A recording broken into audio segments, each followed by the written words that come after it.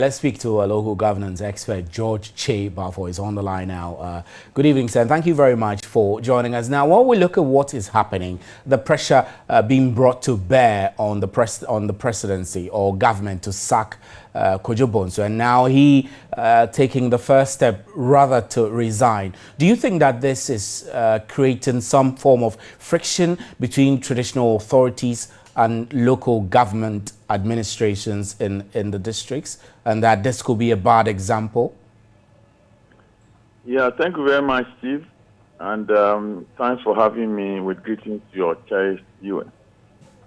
I think that on the contrary, this is an effort to deepen democracy in this country.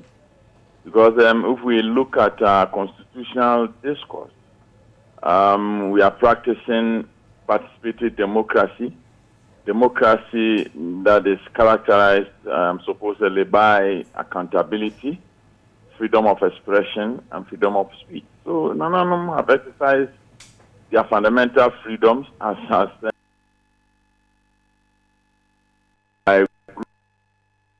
they have the freedom to comment on any issue, that has to do with people who are governing the country.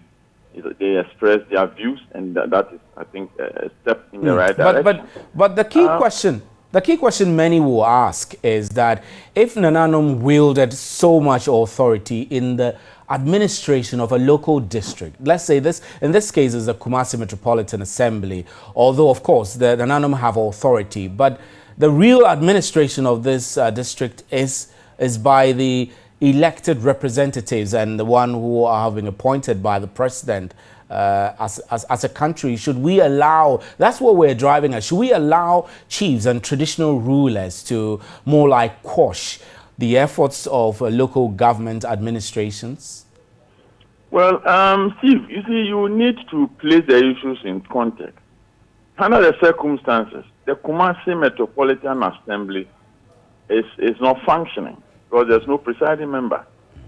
So for this reason, if anybody has an issue, for the attention of the assembly, there wouldn't be any avenue for it. There's no way to express, such concerns to the assembly. So now, Kojo Bonsu has become maybe the citadel of power in the metropolis. He wields legislative, administrative, and executive power.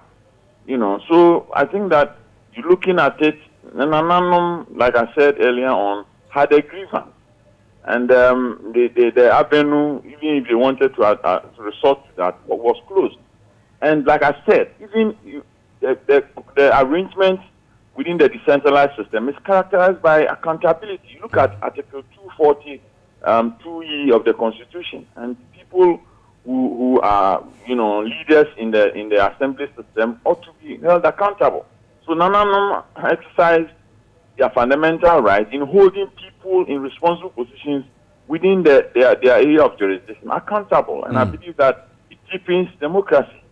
I mean, that's the way I'm looking at it. As somebody who is an expert in local governance, how would you interpret this? The Nananum made an appeal to the president. The president has, as far as we know, not made any decision or statement about this. And yet the municipal chief executive has already gone ahead to resign.